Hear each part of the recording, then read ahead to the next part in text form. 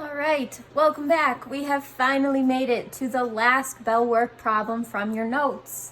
If you stuck around this long, congratulations. You had the wonderful honor of listening to me explain how to do 6 different chemistry problems on dilutions and molarity. So to dive right into what you guys have been waiting for, we have our last problem. How would you prepare a 3.2 molar solution if you wanted to use 300 milliliters of potassium bromide solution from a 1.2 molar stock solution?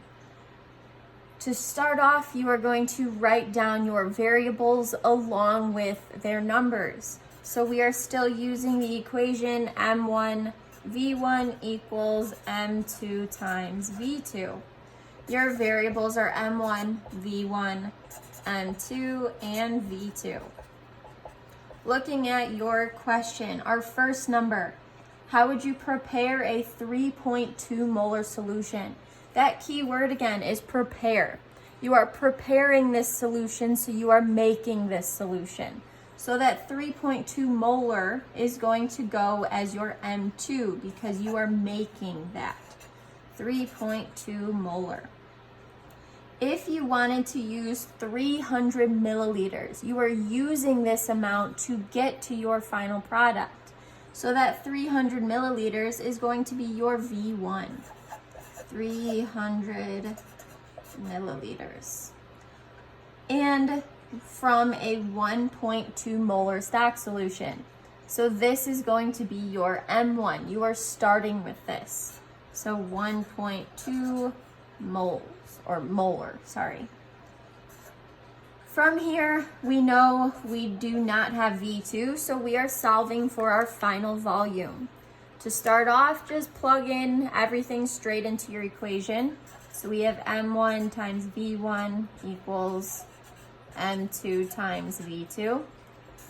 M1 is 1.20 molar.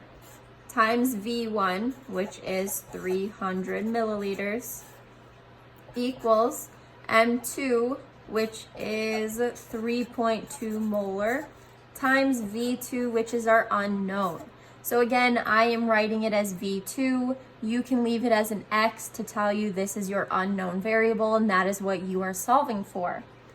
And finally, just like the last one that we talked about, it does not matter what unit your volume is in as long as your volume 1 and volume 2 match. From here, you want to get volume 2 on a side by itself. To do that, we have to divide this side by 3.2 molar. Now this cancels.